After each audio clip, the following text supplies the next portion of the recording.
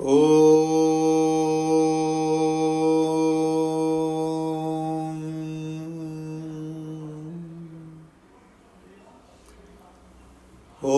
Sahana Vavatu Sahanau Bhunaktu Sahaviryam Karavavahai Tejasvinavaditamastu ma vidvishavahai. Om Shanti Shanti Shanti. We'll chant Bhaja Govindam verses 21 to 25. Punarapi jananam, punarapi maranam, punarapi janani jatare shayanam. Iha samsare bahudustare, kripaya pare pahi murare. Rathya charpata virachita kandaha, punya punya vivachita pantaha. Yogi yoga niyojita chitto, ramate balonmattavadeva. Kastvam koham kuta ayataha, kame janani kome tataha. Iti paribhavaya sarvamasaram, vishvam tyaktva swapna vicharam. Tvai chanyatraiko vishnuhu, vyartham kupyasi maya sahishnuhu. Bhava samachitta sarvatra tvam, vanchasya chiradyadi vishnutvam. Shatro mitre putre bandau, ma kuru yatnam vigraha sandau. Sarvasminnapi pashyatmanam, sarvatro sruja vedajnanam. Last week we saw shloka number 20 and 21 of Bhaja Govindam.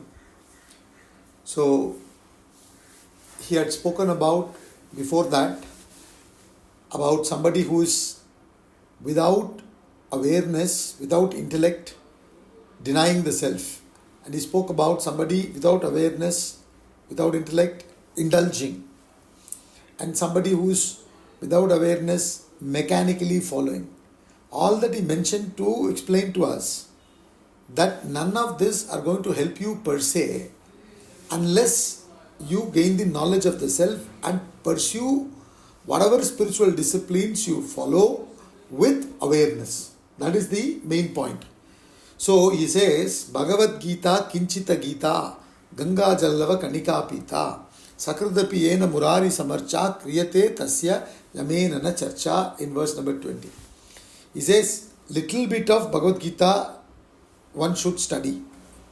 And one should have visited, drunk little drop of Ganges water. And then he says, worshipped Murari at least once. Referring to Jnana Yoga, Bhakti Yoga and Karma Yoga, doing it as yoga. Not doing it as just activities at the intellect level, mind level and body level. Doing it as yoga, which means with the purpose of uniting back to the self. Which means the whole idea is to exhaust the vasanas.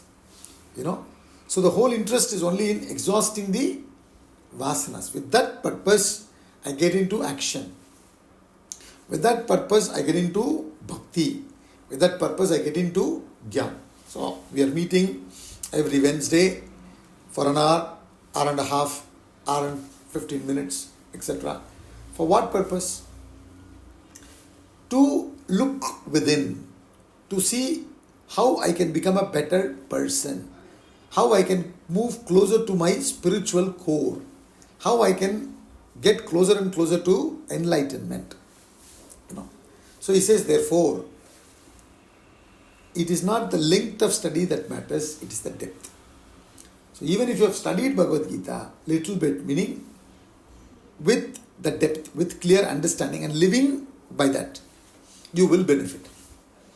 Similarly, all these bhakti practices are for what purpose?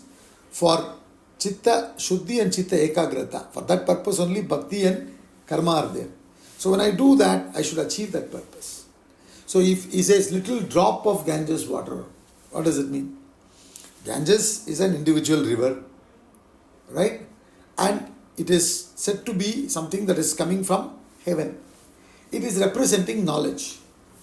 So, technically speaking, when you go by the symbolism, when you say that you take a dip in Ganges, you will become purified. What it means is, they call it as Akash Ganga. It's coming from heaven. So if you take a dip in knowledge, you will be purified. In other words, with your eyes open, you cannot destroy yourself or anybody else. When I say eyes open, I mean the awareness, not just physical eye. A lot of murder happens in daylight with eyes open only. That is not what I call as eyes open. You understand? So no one, I've given this example many times. When I am talking to you and I am playing with my mala, I can make knots in the mala. But when I have to remove those knots, I cannot remove them as I am talking to you. I need to start focusing and then I can remove. You understand? The moment we bring in light, we become purified. That's why he says Ganges. Also it has a lot of, time immemorial people have had this faith. So everybody goes and dips with that purity, with that bhav. So when you go there with that bhav, then that will help. Mechanically, if you go, nothing will happen. You understand? Similarly, worshipping Murari, killer of the demon Mura, means ego. So killing your ego and functioning is karma yoga. So even little bit of your actions, whatever you do it as karma yoga. Once you have tasted the subtle, unselfish, selfless, it becomes difficult for you to continue to be selfish person thereafter.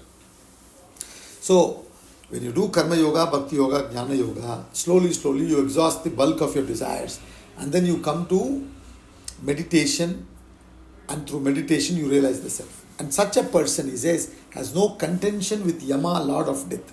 To the extent you follow yogic lifestyle, sattvic lifestyle, spiritual lifestyle, then to that extent changes will not affect you.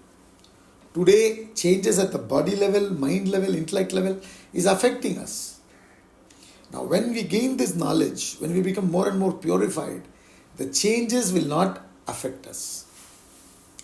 We won't be preoccupied with death. We'll be fully focusing on life and living in the moment 100%. Then, if you don't do that, what happens? You'll be gathering vasanas. If you don't lead yogic lifestyle, what happens is you'll be gathering vasanas. When you gather vasanas, what happens? Punarapi jananam, punarapi maranam, punarapi janani jatare shayanam.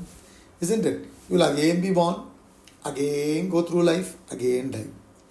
And then when you die, you again got some vasanas left. So again birth, again life living, again death. Again birth, again death. This continues. That's what he's saying. A routine mechanical existence.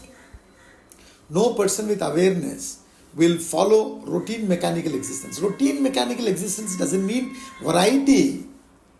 See, a lot of us, we only know routine or variety. No. Even though you may be doing the same thing, you are doing it with awareness means you are doing it fresh. There is no connection with the past. Otherwise, there is connection with the past.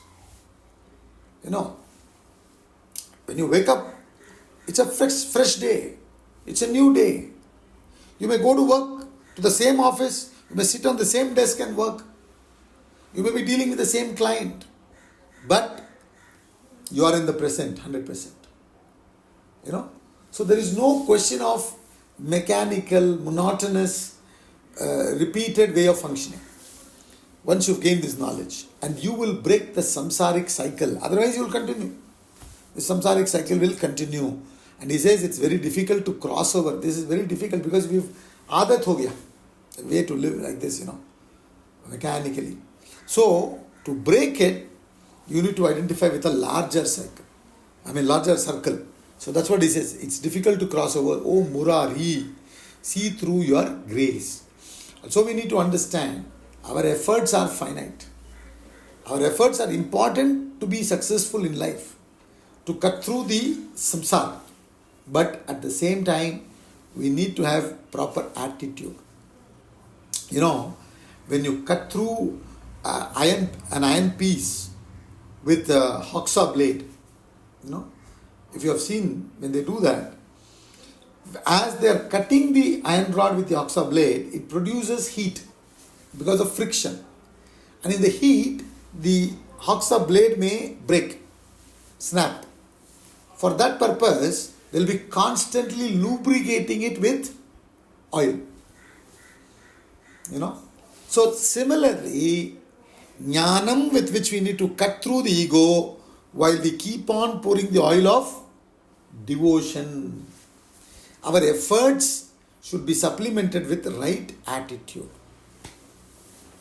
That is very important. So he says, oh Murari, save through your grace. Doesn't mean that I don't do anything. I continue doing my efforts. But you please make sure that you will be with me. You will be with me means what? See, truth will always be with us. It is our mind that may go away from truth. So we seek the help of the higher power to enable us to constantly be with the truth. Mind comes up with all kinds of temptations and take us away. So he says, Punarapi Jananam, Punarapi Maranam, Punarapi Janani Chatare Shayanam. How many mothers whom we have lied in the past? So many births. But now in this Janma, of this mother, this family, we get attached to. So if you understand the broad picture, then you won't be attached. You won't tell them, listen, I have had so many mothers in the past. Then they will also say, we have had so many children, you get lost. You understand? So the point is, yes, it's true.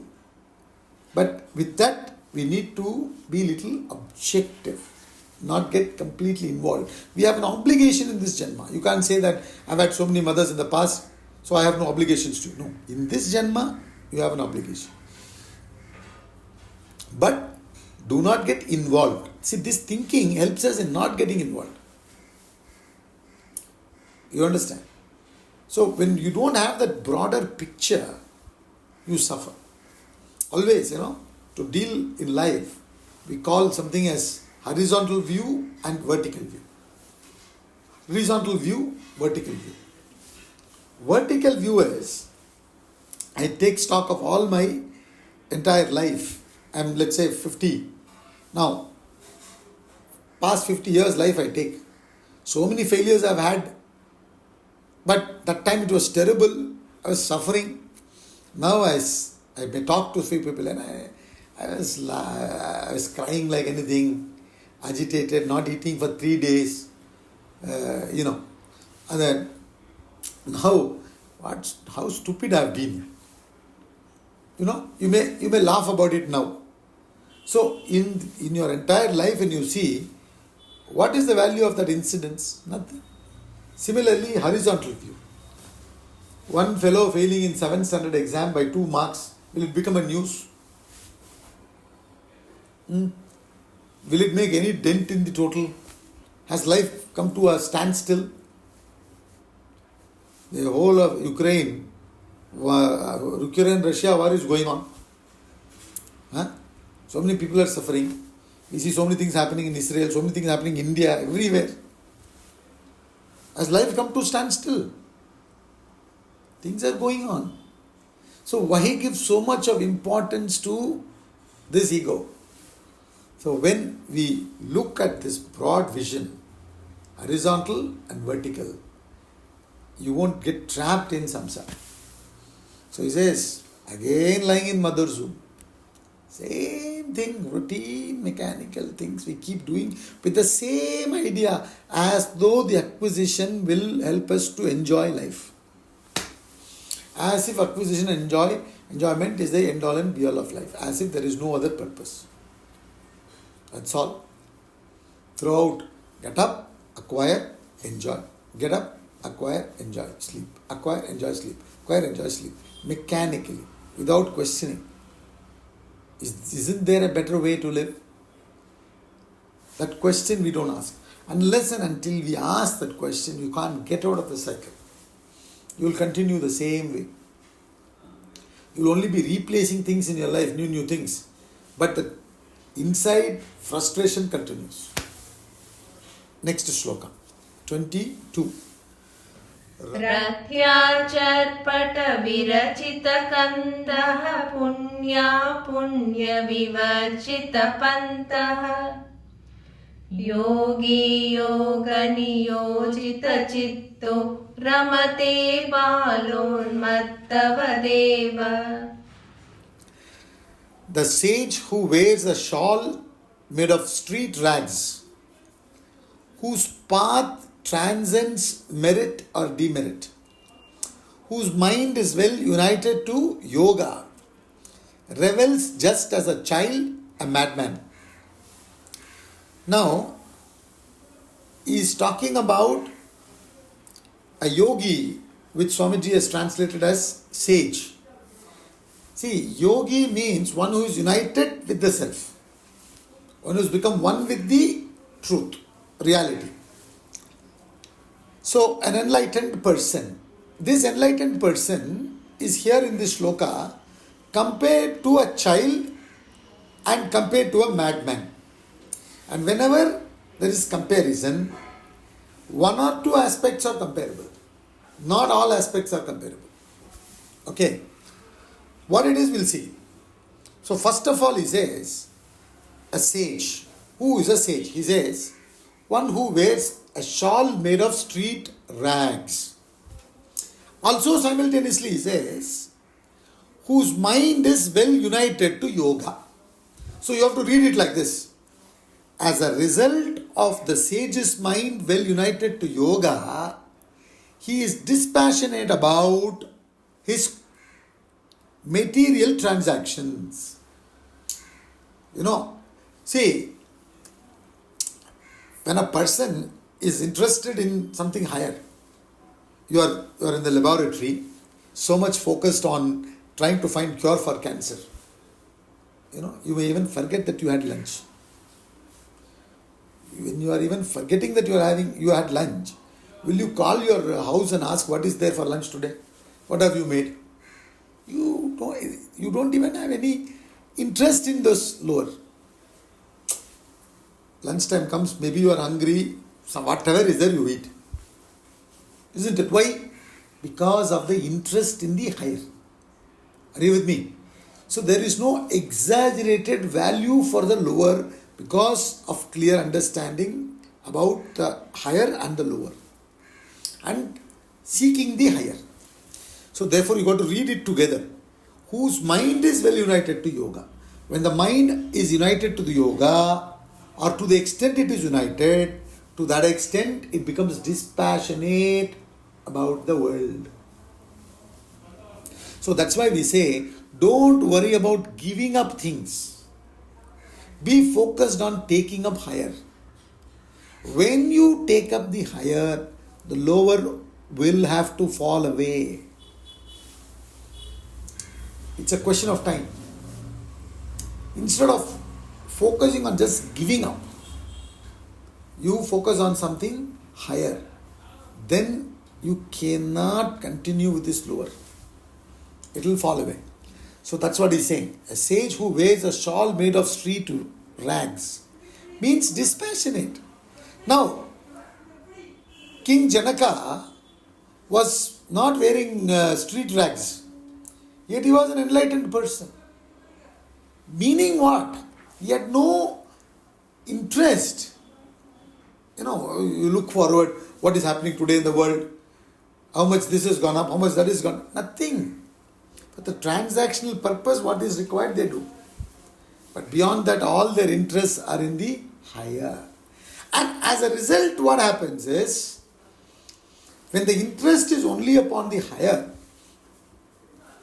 there is no interest in merit or demerit. That's what he's saying. Whose path transcends merit or demerit. Punya, apunya. You gather apunya when you act selfishly. You gather punya when you act unselfishly. Because both are desire propelled, ego driven. Both are desire propelled, ego driven. One is I for myself, other is I for the world. As if the world will come to an end if you are not there. So unselfishness is definitely better than selfish. But there is ego. So when you function unselfishly, you gather punya. What will punya do? Punya will only give you variety of experiences. It will give, as per the Shastra, punya will give you the experience in Devaloka. And after exhaustion of punya, you will have to come back to square one, exhaust the rest of the vasanas and then realize the self. Or you may add up more and go through the cycle again and again. So if you are really interested in yoga, you won't be interested in punya or apunya. Because as much as apunya keeps you away from yoga, punya also keeps you away from yoga. Why unnecessarily, how does it matter whether? See, for example, if our purpose is to study, reflect and talk on this Vedanta to those people who are interested, why should you get involved in good or bad activity? Because both are going to have its own samsara. You should keep the middle path. Otherwise, it will drag you. Some people may want to, they will say, no, you must come and live in our 10-bedroom house. Another person says, no, I don't have 10-bedroom house, I have only 2-bedroom house, but I want you to come and live. Arey Baba, how many people to go and live with? You continue leading your life as per your goal. So that's all he is trying to say. The sage is only interested in merging or is already merged. When you are interested in merging with the higher, there is no interest particularly in the lower other than using it to get to the higher. Similarly, when you have merged already, zero interest in the lower. So no punya, no apunya. You don't think if I don't do anything, world will come to an end. Or if I do something, world will completely change. So many Krishnas have come and gone. Jesus Christ has come. They crucified Jesus Christ. Sri Krishna was there, nothing happened. Lord Rama had come and gone as per the Puranas. This will continue. That doesn't mean you don't do what is obligatory. You do what is obligatory with no prefix, no suffix. With no I. You understand? Neither you do it for yourself, nor you do it for reforming the world. Doing such activities helps you to exhaust your vasanas. And whosoever wants to take, help from that, they will take. So you just be an instrument, do it and get out. Not do it as a thing to, gain punya or apunya. So therefore he says, the sage whose mind is well united to yoga, wearing shawl made of street rags, simple living, transcending the paths of merit and demerit, meaning remaining in the middle path, that person revels like a child, like a madman. See, child is extremely innocent. Madman is also has lost his ego. Self-realized soul means what? He is enlightened or she is enlightened about his or her original nature. So they have lost the identity with the ego. Zero ego. In the case of a child, the ego is not manifest yet. In the case of an enlightened person, the ego is dissolved, effaced. You understand? Annihilated. So, that is the comparison. When the ego is there, then what happens? I have to protect myself. So, my mind goes to the past and future. Past and future. oh, this happened in the past, I hope that will not happen in future, so I have to calculate and do these things to protect myself. Mind keeps on wandering. But the moment I drop the ego, the mind doesn't go to the past nor future. There is nothing to lose, nothing to gain.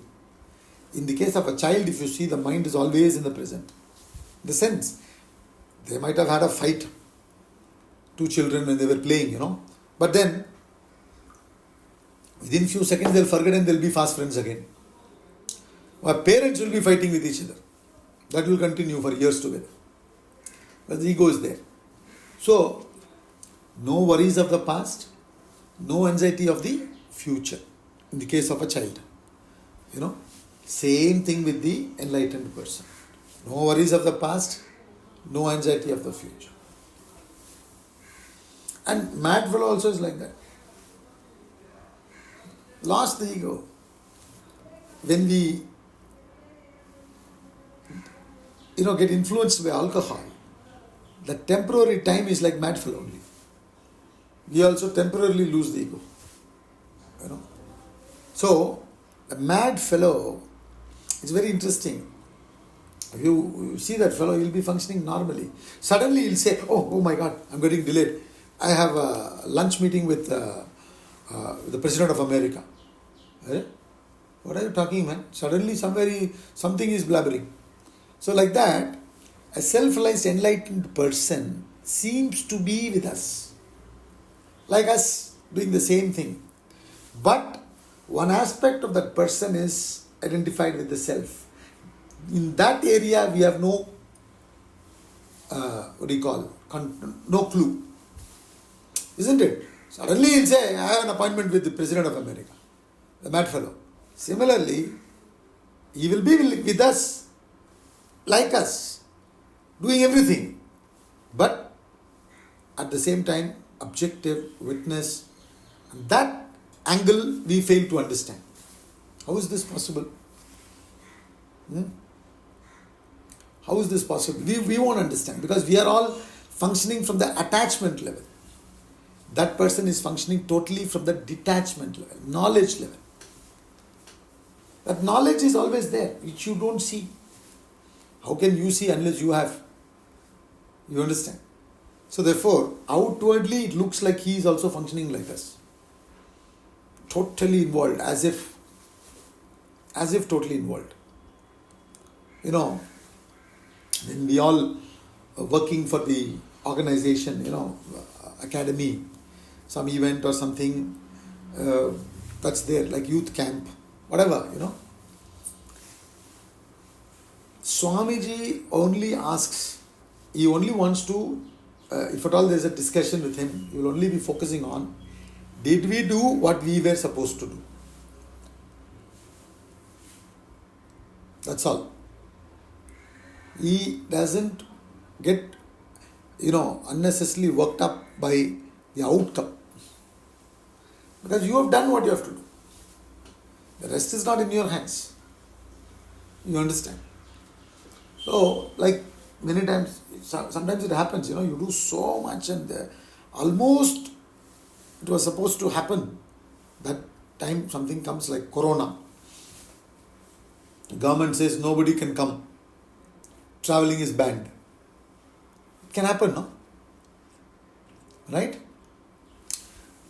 Now when that happens, a person like us, who's been completely giving our sweat and toil, everything for it, will be upset.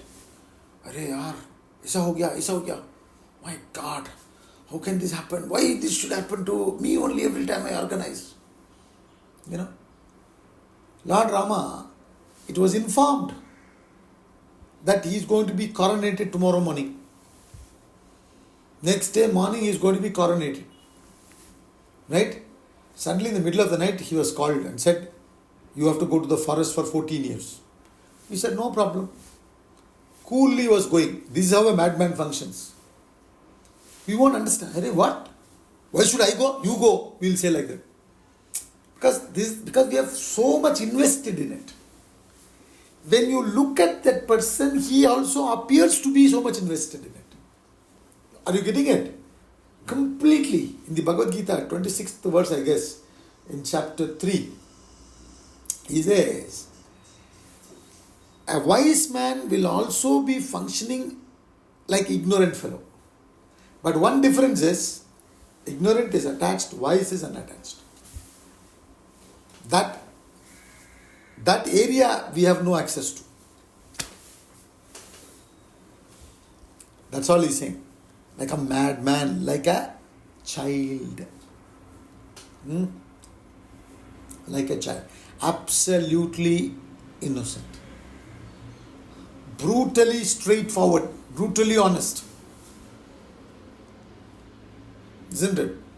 See, the interesting thing is, in a child, the intellect is not developed yet. I remember somebody was telling me, they were passing through the customs. When they come from abroad, you buy something from abroad and come usually. And you were passing through, they ask you to declare what all you are bringing. So they are declared. The customs officer was only talking to their grandchild, it seems. Hey beta, what did you get in the duty free? Because that child will tell the truth. The father and mother might say, no, we are not taking anything.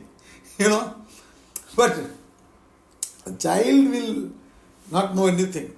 No, we are only taking 5 kilograms of gold, nothing more. Child will, as it is, will tell. So, similarly, the mad fellow. See, please understand this. See, when you are operating at the level of ego, intellect tries to protect that with all the intelligence. Yes or no? If supposing you do something wrong, now you need to save yourself by different logics. You'll contact this lawyer, that lawyer, whatever. Protect me. You've done nothing. There's no protection needed. You will sleep happily. Supposing I tell one thing to Viniti, one thing to Ashu, one thing to Arti, one thing to Krishna, they have to remember. Kya bola, kisko bola, kab bola. If I say the same thing to everyone, I don't have to worry about it. You understand? So, in the child's case, straight. Mad fellow also is like that. Isn't it?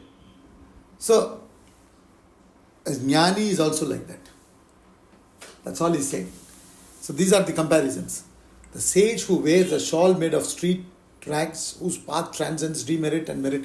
Of course, he's talking about enlightened person here. But also a sadhak should follow the same thing.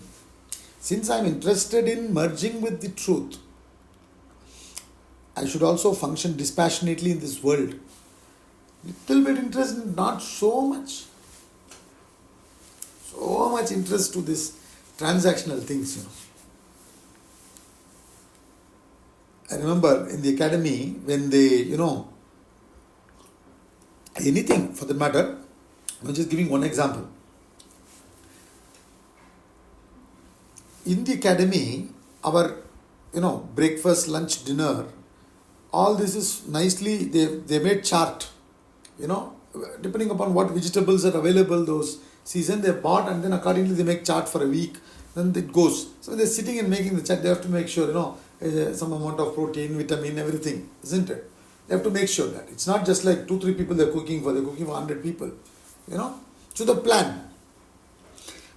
Sometimes the meeting is too complicated. इसमें ये नहीं है, उसमें vitamin है. Say, Swami said, wait here, leave it. जो है, eat and go. You have to die now. The sense, while that importance has to be given, as if the whole thing is only eating. Or similarly exercising, while you need to give importance, as if the whole thing is only that. That's what he's trying to say.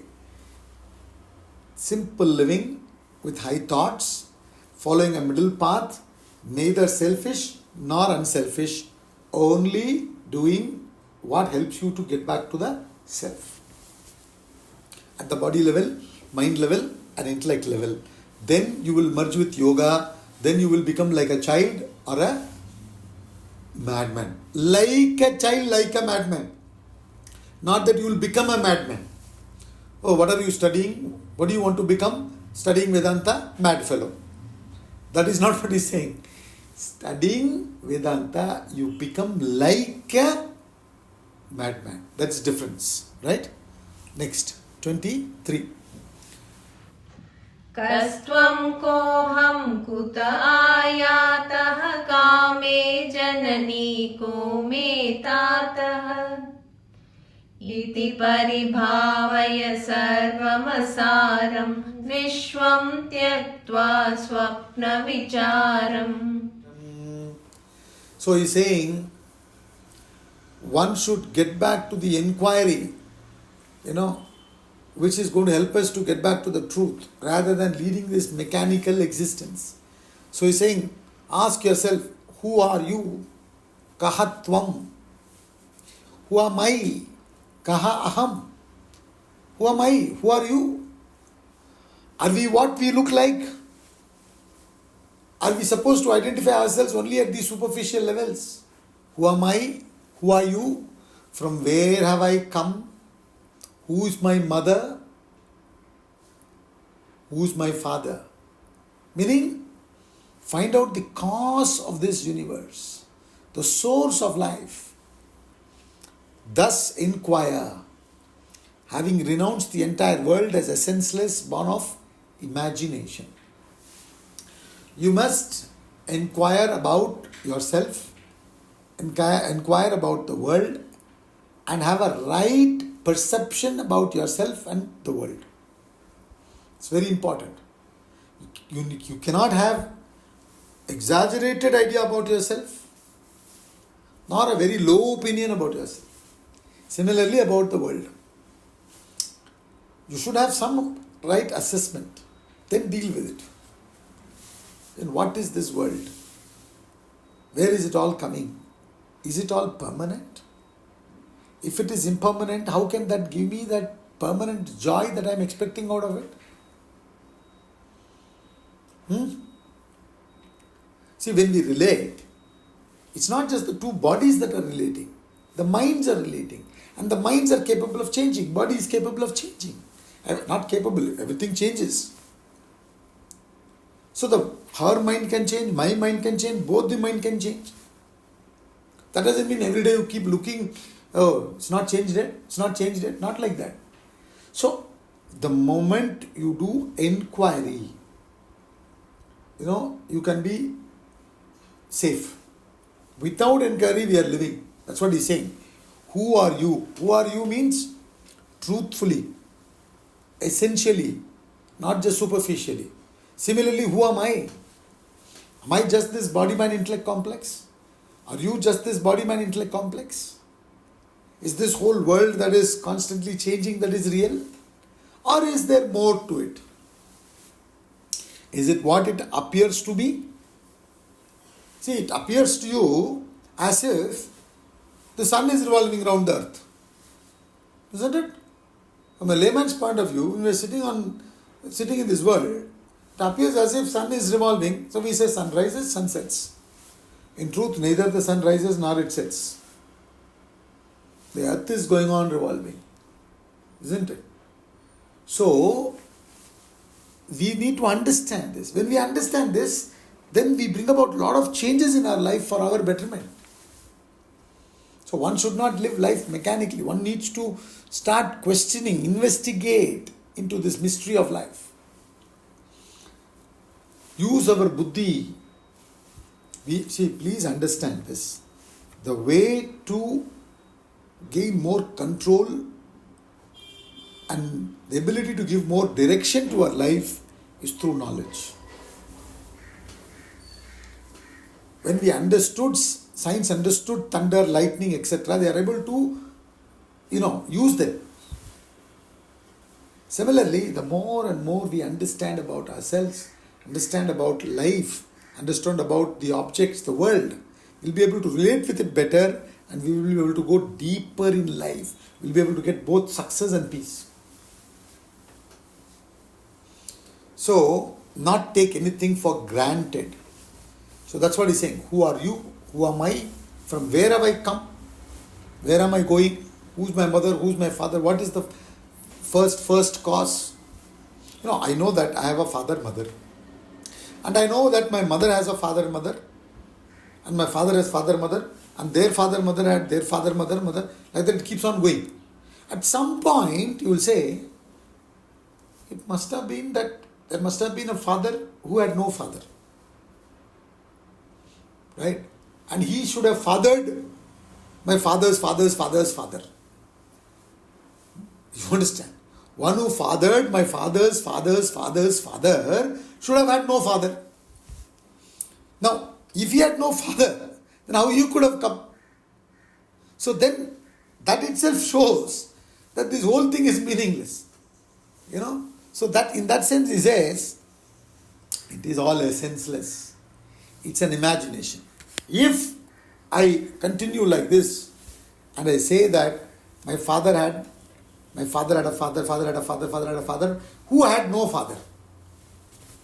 That means he would have not been there. If he was not there, then my father's father's father would have not been there. Then my father's father would have not been there. Then my father would have not been there. If my father was not there, I am not there. So then the whole thing is essenceless. The whole thing is essenceless. Seems an imagination of the mind. So in other words, he wants you to question and understand that everything is in a constant flux of change. Nothing is an absolute reality. And at the same time, you are a witness to this. You understand? You are a witness to this constant changing phenomenon. That witnessing principle you refer to as I. That is not changing. Everything is changing, but this witnessing phenomenon is not changing. So then you understand this witnessing principle existing always without changing is the subject. The witnessed changing world is the object. That changeless subject am I. So why will I unnecessarily get excited when the change happens? Understand? So therefore he says, having renounced the entire world as a senseless, born of imagination. See, renounce the entire world, a lot of people take it up as rejecting the world. No. See, somebody is bullying you, let's say. And you're not at all hearing. They're going on saying something, hey, you're buffalo, you're donkey, something they're saying. And you are continuously functioning, doing what you are supposed to do. What will happen after some time? It means you have not given any value to what he's saying only. He will keep quiet. Then he will look for some other bakra. Isn't it? Because he needs somebody retaliating, giving importance to him. Now when you are not at all giving importance and you are functioning, he loses his value. So he will look for somebody else who will give importance to him. Similarly, when you do this inquiry, this exaggerated value that you have placed upon the objects and beings of this world, that exaggerated value is renounced. That's what it means. Renouncing the entire world as a senseless means what? This value that you've placed on it, that is madness. That's madness. You are driving in the car met with an accident, but you escaped without even a small injury. It's an occasion to celebrate. But you come out of the car, you sit and cry. Kaisa ho gaya gadi? You understand? In the sense, that is the attachment. That's the attachment.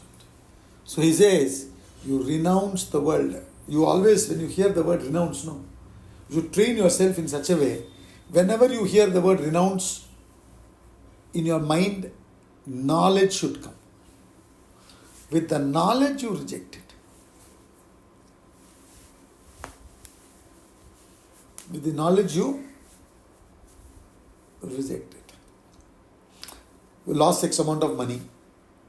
What is that X amount of money? 10 hours of your work, let's say. Let's say somebody gets 1,000 rupees per hour. He lost 10,000 rupees. Which means what?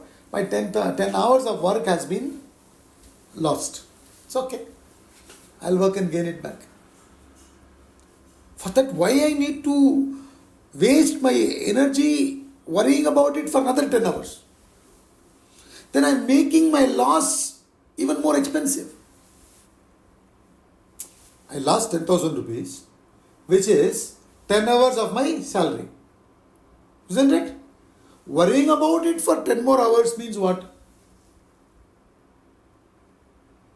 Worrying about it for 10 more hours means I'm losing another 10,000 rupees. You understand? This is the madness we do. This is the way in which we are living. So that's what he's saying. Whereas the other fellow, okay, 10 hours of my work has been lost. Okay, what is the mistake I did? Let me spend half an hour, think about it. I won't repeat that mistake. Move ahead. That's being more practical, no? Yes or no? Rather than sitting, ho gaya, chale gaya. You understand? So that's what he's saying. He, having renounced, weighed the world through the inquiry, through knowledge, understanding, they are actually not true. They appear to be existing, but they technically don't exist. They are mithya, not satya. Atma is satya. I am satya. You are satya. We are one, though appearing to be different. This you understand. When will you understand? When you lead a simple life, inquiring, working neither for merit nor demerit, always putting in your efforts towards the unification with the self. Then you will slowly be having perfect value for the world. You will be proceeding, you will be enjoying the world, and you will also be exhausting the vasanas and realizing the self. So therefore he says, having renounced the entire world, you should do the inquiry into the deeper aspects of life. Today our whole life's intellect's energy goes in just protecting this ego. What if this is gone? So to protect this, that has to be there. To protect that, that has to be there. We're going on building more and more protections. It's exactly like functioning like Hiranyakashipu. Exactly functioning like Hiranyakashipu. He tried protecting himself with all, ways. I cannot be killed in the morning, night, outside, inside, upar, niche, everything he tried. But he was eventually destroyed. So therefore he says, instead of wasting your time repeatedly, mechanically functioning, you must sit and inquire, leading a simple life, not giving too much of value to this world. Then you can get back to the self. Otherwise you will be finished. You must start seeing the reality. You must see the reality. Truths of life through inquiry. You have redemption only when you inquire. You don't inquire and you follow mechanically, you have no redemption. So that's what he says in the next shloka. You must see the reality after this inquiry. Next shloka, 24. त्वयि चान्यत्रैको विष्णुः व्यर्थं कुप्यसि मय्यसहिष्णुः भव समचित्त सर्वत्र त्वं वाञ्छस्य चिराद्यदि विष्णुत्वम् त्वयि मयि च अन्यत्र एक विष्णुः. In you, in me, and elsewhere pervades the one reality, Vishnu. That one reality is calling it as Vishnu. Vishnu means all pervading. That one reality which is all pervading. That's what Vishnu means. Vishnu also means one of the gods of Trinity. Even Mahavishnu, Shiva, and then Brahma. Brahma, Vishnu, Maheshwara. But Vishnu also means all pervading. You understand? In the Vishnu Sahasranama which we did, he says, Vishwam Vishnur Vashatkaro Bhuta Bhavya Bhavat Prabhu Bhuta Krit Bhuta Brutbhavo Bhuta. He goes on like that. Bhutatma Bhuta Bhavanaha. He goes on like that. So he says, Vishwam Vishnuhu. Vishnu means world. Vishnu means the all pervading reality. So in you, in me, and elsewhere, everywhere, what is pervaded? Pervading. In you, in me, and elsewhere pervades the one reality. Vishnuhu. In vain, you are angry with me. In vain, you are angry with me. In the sense, you have given to your ego, vanity. You are looking through your eyes, ears, nose, tongue, skin, your mind and intellect. You won't be able to see it. With this gross, you can't see it. So you get frustrated. Prove it to me. If Vishnu is everywhere and he is here, show it to me, show it to me. You can't see. And you get agitated, angry, frustrated. In vain you are angry with me, being impatient. Being impatient means we are in a hurry. See, I always say in the class, if you are in a hurry, you will never meet Hari. Everything we are in a hurry. Jaldi, jaldi, jaldi karo. You understand? Now, that will not happen that way.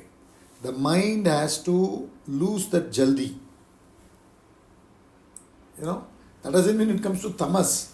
The mind has to come to balance. So he says, in vain you are angry with me, being impatient, with your thoughts running. We are all result oriented. We want to see Vishnu. See, you cannot see Vishnu.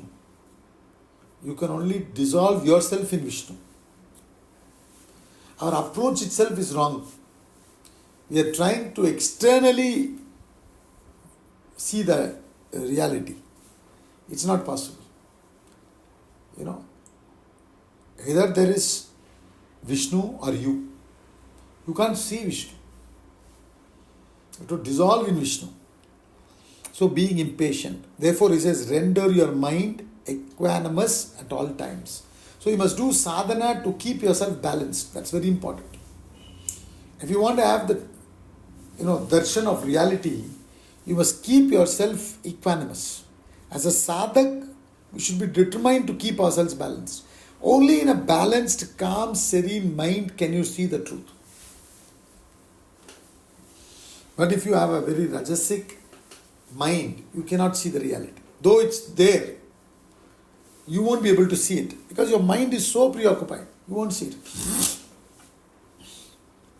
Sometimes, when there is a function at home, we are so busy, preoccupied with this and that, we don't even register who all came, except one or two. Then when you see the video of that program, oh, this person also came. Okay. You were actually walking right in front of that fellow 2-3 times. But you didn't register him. Because you were so preoccupied. Same way Vishnu is everywhere, you don't see. Why? Because your mind is running so fast. So impatiently running.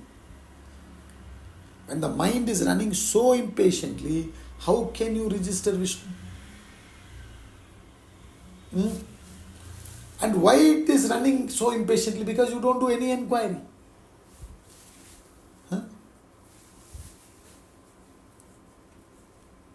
Oh my God, that looks so beautiful. She looks so beautiful. He looks so beautiful. And your mind is running. Just stop and think, okay, she looks so beautiful, but that fellow is ready to divorce her and run away. You want to marry her. If she is so beautiful, he is so beautiful, why that fellow wants to run away? Why that lady wants to run away? So see the other aspects also. Then decide, it's up to you. But thoda sa dekh lo. You understand? So that's what he's saying, that inquiry, keep the mind balanced. Then you can see the reality. Otherwise, you won't see the mind when you are fallen for the beauty of the external body. You understand? See, just an example. Supposing there's a man who looks so manly, nice muscles and this and that. Oh my God, this fellow is so manly. But when he talks, hello, if he talks, how will it be? You understand? The entire picture we need to see. It's not that when such a person talks like that, we should criticize or laugh. We haven't seen more. We don't know unless and until we probe. For that reason, I gave that example. So everything like that we need to properly see. Then we will be balanced. The reason we are running like a mad fellow is we haven't done any inquiry. Just like that, run. Everybody is running, so I also run. Otherwise, I lose a little bit. So therefore, he says, render your mind equanimous at all times. At all times means even difficult times. And at good times also. At good times to keep it equanimous is a difficulty. Difficult times sometimes, of course, that is also difficult. But in comparison between difficult times and good times, keeping yourself balanced in good times is more difficult. You try it out. So therefore he says, render your mind equanimous at all times. Whether good time or bad time, you should keep yourself balanced. If you are keen on the state of Vishnu. If you are keen on the state of Vishnu means on the state of reality. The truth. The all-pervading reality. If you really want to get enlightened, you need to bring your mind to calmness. If you want to bring your mind to calmness, you need to have some inquiry going, because otherwise the mind will continue running helter-skelter without proper direction. That's all he says. In you, in me, elsewhere pervades that one reality, Vishnu. In vain you are angry with me. So many things we are reading, hearing, but yet I have not seen. It's not just because you've read that Vishnu is everywhere, you will see. If you really want to see, you need to do sadhana and bring your mind to calmness. Then you will see. Otherwise, how will you see? You will only miss. In fact, you can't see, it will reveal itself. Become patient. The more you are interested in attaining it, the less you will actually allow it to happen. Let's conclude.